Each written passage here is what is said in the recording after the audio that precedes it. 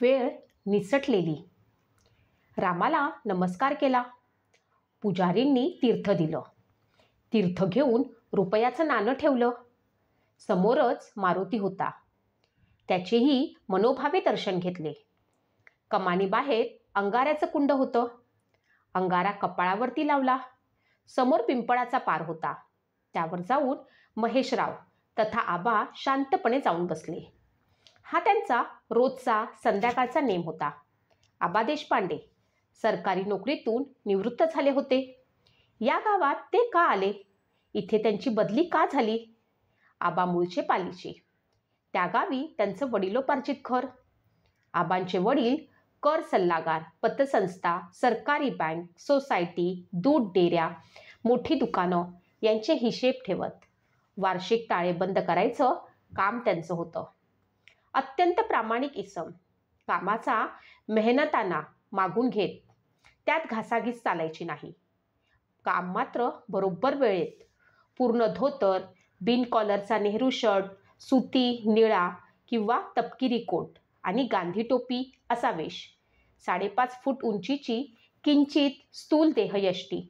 त्यांना 3 मुले होती. महेश, माधवी आणि लहान सोमनाथ. 3ही मुलं पालीच्या शाळेत शिकली. महेश आणि माधवी दोघं अभ्यासात मध्यम होते. पण सोमनाथ मात्र खोडकर होता. त्याला शाळा, अभ्यास नको असे. एकदा 7वीत तो नापास झाला. वडील त्याला रागावले. 2 थपाटेही दिले. त्याचा परिणाम म्हणजे कोणालाही न सांगता तो घरातून पळून गेला. दुपारी जेवायला नाही, रात्रीही नाही. मग शोधाशोध सुरू झाली. रात्रभर त्याचे मित्र नदी, डोंगर, देऊळ सारी ठिकाणं शोधून आली. गल्लीतली काही मंडळी शेजारी पाजारी चर्चा करायला, शोधाशोध करायला बरोबर आली. शेवटी पोलिसात तक्रार द्यावी काय यावरही चर्चा झाली. पण रुसून गेला असेल तर 1-2 दिवसात परत येईल. 2 दिवस वाट बघावी असं ठरलं. दुसऱ्या दिवशी संध्याकाळीच मामा सोमनाथला घेऊन आला. सोमनाथ रागावून मामाकडे गेला होता. त्यानंतर सोमनाथला कुणीही बोललं नाही. आईला फारसा व्यवहार कळत नसे, पण बाबा त्याला बोलत नसत. तो मागेल ते त्याला देत असत. यातूनही सोमनाथची बेफिकिरी वाढली. तो कोणालाच घाबरेनासा झाला, विचारेनासा झाला. तो पळून जाईल, जीवाचं बरं वाईट करेल म्हणून बाबा त्याला चक्कार शब्दही बोलत नसत. महेश आणि माधवी सरळ शिकत गेले. माधवी वयात आल्यावर एक चांगला शिकलेला शेतीभाती असलेला मुलगा बघून तिचं लग्न लावून दिलं. ती सुखाने नांदू लागली. पालीपासून 5-6 मैलावर असलेलं पारनेर तिचं सासर होतं. नवरा किराणा मालाचं दुकान आणि घरची शेती बघत होता. एकुलता एक मुलगा. सासू सासरे होते, पण प्रेमळ होते. महेश BA झाला. पुढे त्यानं BEdचा कोर्स केला.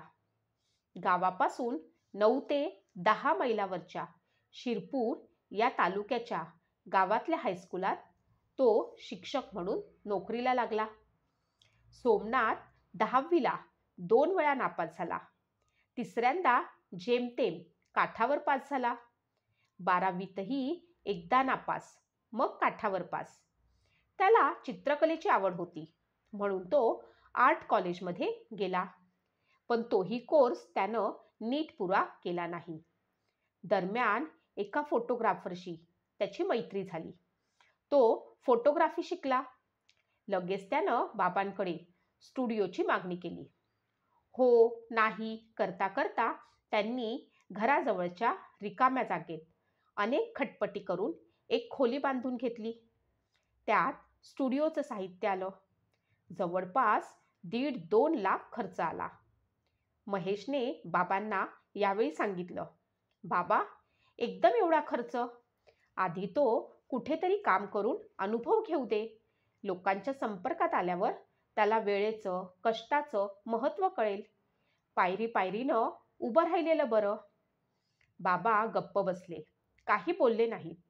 वाट पाहून महेश उठून निघाला. तेव्हा बाबा म्हणाले, तू तुझ्या आयुष्याचं बघ. त्याच्या आयुष्यात किंवा त्याच्या माझ्या व्यवहारात लक्ष घालू नकोस. ते मला चालणार नाही. बाबांच्या या वाक्यानं महेशला खूप वाईट वाटलं. आपण कुणीच नाही आणि आपण काय सांगितलं.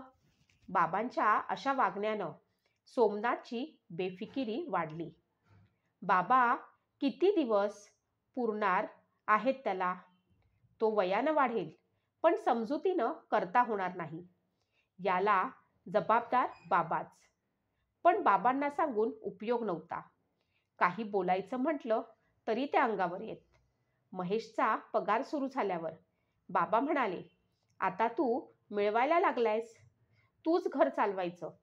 मीही माझी कामं कमी करत आणली. मला आता होत नाही. खरं होतं. पुढे 6 महिन्यातच त्यांच्या मोतीबिंदूचे ऑपरेशन झालं. तो सगळा खर्च महेशने केला. त्याबद्दल त्याची तक्रार नव्हती. पण घरात साध्या गोष्टीतही सोमनाथ मदत करत नव्हता. एकदा महेशने त्याला औषध आणायला सांगितले. सोबत पैसेही दिले. पण त्यानं मला वेळ नाही म्हणून सांगितलं. महेशचं लग्न झालं. मुलगी मोठ्या घरातली होती. तिचे एक नातेवाईकांच्या वाड्यात राहणारी. वडील श्रीमंत, जमीनदार, स्वभावानं दिलदार. माहेरचं नाव मधुरा. सासरी नाव बदललं नाही. घरात करायला कोणी बाई माणूस हवंच होतं. महेशची आई भाकरी किंवा पोळ्यांचा ढीग, ठराविक कालवण आणि भाताचं ढिकळ याहून वेगळं काही करत नव्हती. तसं तिला येतच नव्हतं. मधुरा जशी आली तसं घरच्यांच्या पानात वेगवेगळे पदार्थ पडू लागले. वेगवेगळ्या भाज्या, चटण्या, लोणची, पापड यांनी जेवणाची लज्जत वाढली. रविवारी इडली, डोसे, टोस्ट, पावभाजी असे बेत होऊ लागले. सोमनाथही वहिनीला फरमाईशी करू लागला. वहिनी कौतुकाने पुरवू लागली. श्रावणातला सोमवार होता. सोमनाथ 2 अंडी घेऊन आला. महेश शाळेला गेला होता. बाबा कुठेतरी कामासाठी बाहेर गेले होते. 12चा सुमार होता. सोमनाथ आला. वहिनी, पटापट 2 फर्स्ट क्लास आमलेट बनव. पोळ्या असतीलच. मधुरा म्हणाली, भाऊजी, मुळात माझ्या माहेरी कुणी अंडी, मटण खात नाही. इथेही कुणी खात नाही.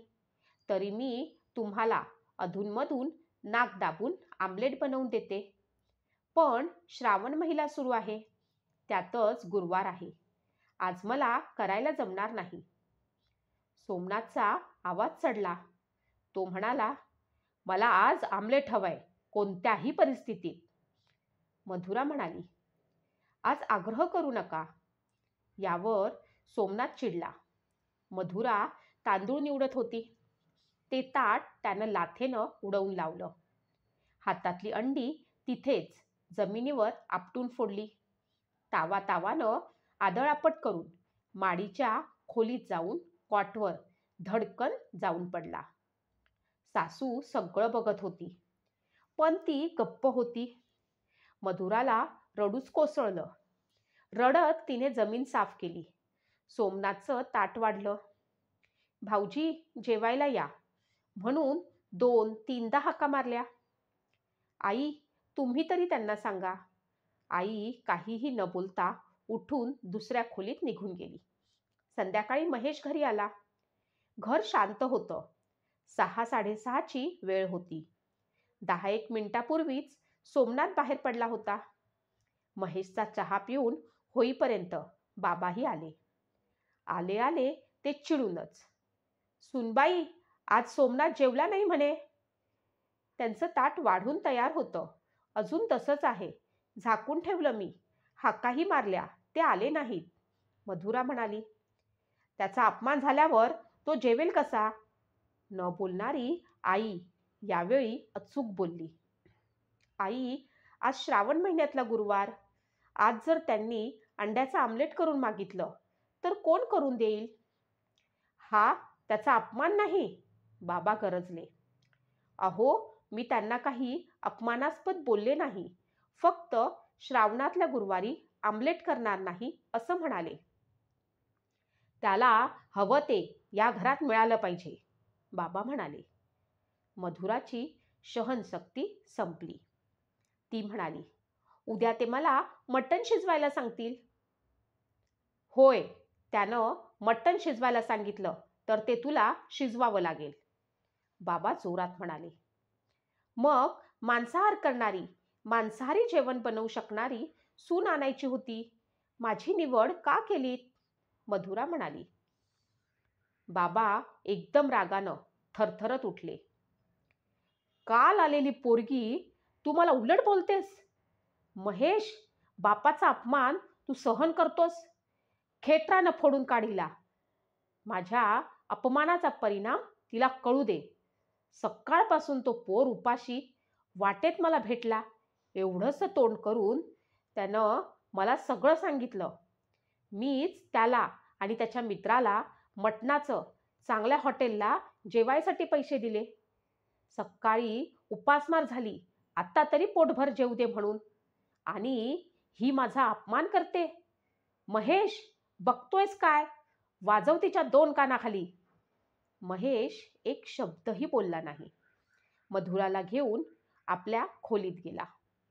त्या रात्री दोघेही जेवले नाहीत. बाबा बराच वेळ बडबडत राहिले. ती रात्री मधुराने रडून काढली. महेश फक्त तिला निशब्द थोपटत होता. 2-3 दिवस घरातले सगळे व्यवहार सुरू होते, पण कुणीच कुणाशी बोलत नव्हतं. सोमनाथ सकाळी जेवायला घरी येत असे, रात्री बाहेर जेवायला जात असे. शनिवारी सोमनाथ त्याच्या मित्रांबरोबर कुठे 2-3 दिवस ट्रिपला गेला होता. बाबांनी पैसे दिले होतेच. रविवारी सकाळी महेश आंघोळ वगैरे उरकून वर्तमानपत्र वाचत बसला होता. बाबांची पूजा झाली होती. ते महेश समोरच चटईवर येऊन बसले. तुझ्याशी जरा बोलायचंय. महेशने वर्तमानपत्र बाजूला ठेवलं. तो शांत स्वरात म्हणाला, बोला. सुनबाईनं माझी अन सोमनाथची माफी मागायला हवी. माफी कशासाठी? तिच्यामुळेच त्या दिवशी सोमनाथला उपास घडला आणि माझा तर तिने सरळ अपमानच केला. बाबा, खरंच बोलायचं झालं तर सोमनाथनं आणि तुम्हीच तिचा अपमान केला. महेश, बायकोची बाजू घेऊन बापाला दोष देतोयस तू? बाबा, तिची चूक काही नव्हती. तुम्ही तरी अंड खाता, आई खाते, तिच्या माहेरचे सगळे शाकाहारी, तरी तिनं त्याला काही वेळा आमलेट करून दिलं. श्रावणातला गुरुवार म्हणून नकार दिला. काय चुकलं तिचं? निवडत असलेल्या तांदळाचं ताट लाथेनं उडवून लावलं त्यानं. जमिनीवर अंडी फोडली. यात कुणाचा अपमान झाला? तरी तिने सगळं साफसूफ करून त्याचे जेवण वाढून त्याला हाका मारल्या. काय चुकलं तिचं? म्हणून तुम्ही तिला खेटरानं मारायची भाषा केलीत. यात चूक कोणाची? त्याचा स्वभाव लक्षात घेऊन तिनं वागायला नको का? का तिनं मलाच उलट बोलायचं? बाबा, त्याचा स्वभाव तुम्ही लक्षात घेऊन वागलात. तो शाळेत 7वीत असल्यापासून बघतोय मी. आज अखेर त्याच्यात काहीच फरक झाला नाही. काही धड नाही, शिक्षण नाही, व्यवसाय नाही, ट्रिपला गेलाय. कालच 2 गिऱ्हाईक ओरडून गेली. किती हेलपाटे मारायचे त्यांनी. मी बोललो नव्हतो तुम्हाला. गेल्या महिन्यात ताईचे मिस्टर सहज काही कामासाठी बेलापूरला आले होते. मला भेटायला म्हणून शाळेत आले होते. त्यांच्याकडे सोमनाथ गेला होता. 2000 रुपये घेऊन आला उसने म्हणून. त्यांनी काही गरज असेल म्हणून दिले. पगार झाल्यावरती मी पाठवले. सोमनाथला मी विचारले तर तो म्हणाला, तो त्याचा आणि माझा प्रश्न आहे. तू कशाला मध्ये पडतोस? मी तुला देणार नाही. आहे सगळं मान्य तुम्हाला? मग मी काय करू म्हणतोस? त्याचे फाजील लाड बंद करा. लग्नाचं वय आहे त्याचं. लहान नाही आता तो. त्याला त्याच्या जबाबदारीचे जाणीव व्हायला हवी. तो परत पळून गेला तर, त्यानं जीवाचं बरं वाईट केलं तर, या भीतीपुटीच तुम्ही त्याच्या चुकांचं समर्थन केलं. पहिल्याच फटक्यात तुम्ही या घरात राहायचं असेल तर असं चालणार नाही. परत पळून गेलास तर मी शोधायलाही येणार नाही असं ठणकावलं असतं तर आज ही वेळ आली नसती. अजूनही वेळ गेलेली नाही. मला ते जमणार नाही. तो तसाच वागणार. त्याचं वागणं लक्षात घेऊनच तुला आणि सुनबाईला बघावं लागेल. यात बदल होणार नाही. माफ करा, आम्ही दोघंही तसं करणार नाही. सोमनाथला तुम्ही आयुष्यभर पुरणार नाही. त्याच्या आयुष्याचा विचार करण्याची कुवत त्याच्यात नाही. त्याला नीट उभा करण्याची तुमची इच्छा नाही. आपले विचार जुळणार नाहीत. आपले मार्ग भिन्न आहेत. माझ्या म्हणण्यानुसार जर वागायचं नसेल तर लवकरात लवकर या घरातून बाहेर पडावे लागेल तुम्हाला, बाबा म्हणाले. बाबा, महिन्याच्या आतच पारनेरला घर बघितलं मी. पुढल्या आठवड्यातच बँकेचं कर्ज मंजूर होईल. व्यवहार झाला की मी निघतो. आणि खरोखर 3 आठवड्यात व्यवहार झाला. घरातला एक चमचाही न घेता केवळ कपड्यांच्या 2 बॅगा घेऊन दोघं बाहेर पडले. मधुराला असं बाहेर पडणं मान्य नव्हतं. या घरात आपला हिस्सा आहे, त्याच्यावर हक्क आपण का सोडायचा, असं तिचं म्हणणं होतं. याकडे महेशने पूर्ण दुर्लक्ष केलं. पुढे 2-3 वर्ष घराच्या हक्कासाठी मधुराची कुरकुर सुरू होती. एक दिवस महेश म्हणाला, चल हे घर विकूया आणि त्या घरात जाऊन राहूया. भांडत बसू. तू समजूतदार आहेस. पैसा, इस्टेट हे सर्वस्व नसतं. सुख, समाधान, शांती यासाठी आपली धडपड असते ना. या वाक्यावर मधुरा गप्प झाली. पण तिच्या मनातला विषय गेला नाही. त्या दोघांना मनस्वी नावाची गोड, चुणचुणीत मुलगी होती. एकुलती एकच. महेशचं तिच्यावरती विलक्षण प्रेम होतं. मधुरा आणि महेशने तिला संस्कार उत्तम दिले होते. त्यानंतर काही वर्षांनी सोमनाथने प्रेमविवाह केला. ती मुलगीही सोमनाथसारखीच चटकमटक, चैनबाज होती. एकूण संसाराचा उजेडच झाला. मनस्वी 8वीत होती. एक दिवस अचानक आई महेशकडे आली. शनिवारची दुपार होती. आल्यावर ती थरथरत्या स्वरात म्हणाली, महेश, मला तुझ्याकडेच ठेवून घे. सोम्याची बायको मला काम करायला लावते. भांडी घासायला, धुणं धुवायला लावते. पोटभर जेवायला वाढत नाही. काम केलं नाही तर सोम्याजवळ तक्रार करते. सोम्या अंगावर धावून येतो. मला मारतो. महेश गप्पच झाला.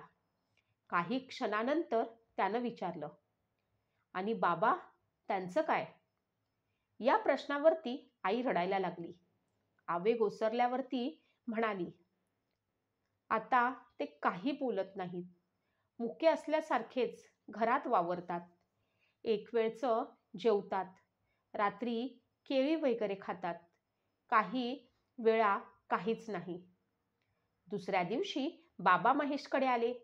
आई न सांगताच घरातून आली होती. बाबा आले आणि त्यांनी महेशच्या पायावर डोकं ठेवलं. पाय अश्रूंनी भिजवून काढले. महेशला हे काय चाललंय तेच कळेना. त्याने बाबांना उठवलं. बाबा, मी मुलगा आहे तुमचा. लहान आहे तुमच्यापेक्षा. तुम्ही हे काय करताय? बाबा उठले. धोतराला डोळे पुसले. नाक पुसलं. आवंडा गिळून बोलू लागले. महेश, माझी विनंती आहे. खरं तर विनंती करायचा अधिकार नाही मला, पण तू ऐकशील म्हणून सांगतोय. तू तुझ्या आईला सांभाळ. काही कळत नाही तिला, पण सांभाळून घे. मी सुनबाईचेही पाय धरायला तयार आहे. नाही आबा, असं काही नाही. आईला सांभाळणं आमचं कर्तव्य आहे, महेश पटकन म्हणाला. बाबा म्हणाले, आणखी एक, त्या घरावर तुझाही अधिकार आहे. तू रीतसर तुझी वाटणी माग. नाही, हे जमणार नाही, महेश म्हणाला. मधुरा सगळं ऐकत होती. ती म्हणाली, मनस्वीची शपथ मागे घेणार असाल तर बोलते. नाही, ती शपथ मी मागे घेणार नाही, महेश ठामपणे म्हणाला. बाबा म्हणाले, अरे, सोमनाथचा धंदा नीट चालत नाही. तुला ठाऊक आहे, त्यानं एक भाडेकरू ठेवलाय. डिपॉझिट घेतली, तेही खर्च झालं. गावभर देणं करून ठेवली आहे. आता मी थकलोय. मी त्याला नाही मदत करू शकत. तो भाडोत्री दारूचा धंदा करणार आहे. त्याला त्या 3 खोल्या हा विकणार आहे. काल रात्री त्याने मला सांगितलं. मी म्हणालो, ही सामायिक इस्टेट आहे. तुला ती विकता येणार नाही. तो म्हणाला, मी माझ्या हिश्श्याची विकतो. मी म्हणालो, घर माझ्या नावावर आहे. मी तुला हिस्सा देणार नाही. यावर तो माझ्या अंगावर धावून आला. मला लाथाबुक्क्यांनी. बाबांचा हुंदका फुटला. ते आवाज काढून रडू लागले. महेश शांतपणे म्हणाला, बाबा, मी माझा हिस्सा मागायचा म्हणजे वकील द्यायचा. कोर्ट कचेरी तारखा 20-30 वर्ष असल्या खटल्यांचे निकाल लागत नाहीत. घराच्या योग्य वाटण्या होतील की नाही ठाऊक नाही, पण त्या घरातली शांती निघून गेलीच आहे. याही घरातली जाईल. ती मला घालवायची नाही. तुम्हीही इथेच राहा. त्याला करू दे काय करायचे ते. आपण इथे आनंदाने राहू. जेवणाची वेळ झाली होती. मधुरानं सगळ्यांची पानं वाढली होती. तिने जेवायला बोलावलं. बाबा उठले. नाही, मी नाही जेवत. तिकडे सोमनाथने काय केलं कोण जाणे. त्या दारूवाल्याचे बरेच वशिले आहेत. बेकायदेशीरचं कायदेशीर व्हायला वेळ लागणार नाही. मला जायलाच हवं. बाबा उठले. मधुरा म्हणाली, असं भरल्या घरातून उपाशी जाऊ नये. निदान जेवून तरी जा. नको सूनबाई, तेवढा वेळ नाही मला. माझ्या हातावर चिमूटभर साखर ठेव. उगीच आग्रहात नको पाडू. मधुराच्या डोळ्यातून अश्रू वाहू लागले. तिने बाबांना नमस्कार केला. मनस्वीलाही आजोबांना नमस्कार करायला लावला. तिला त्यांनी जवळ घेतलं. डोक्यावरनं मायेनं हात फिरवला. शर्टाच्या खिशातून 100ची नोट काढली. तिच्या हातात कोंबली. महेशनीही बाबांना नमस्कार केला. बाबांनी त्याला उठवून घट्ट मिठी मारली. भिजल्या स्वरात म्हणाले, महेशा, तू म्हणालेलास ते खरं. एकदा वेळ निसटून गेली की गेली. मी ती अनेक वेळा निसटू दिली. आता ती वेळ परत येणार नाही. पण तिचा साक्षीदार म्हणून तरी मला जायला हवं. बाबांनी पायात चप्पल घातली. मागं वळून न बघता गेले. महेश, मधुरा, मनस्वी तिघेही दरवाजापर्यंत गेले. बाबा त्यांच्या मार्गाने निघून गेले. तिघही आत आले. आई आपल्या पानावर बसून जेवत होती. ती जेवणात मग्न झाली होती.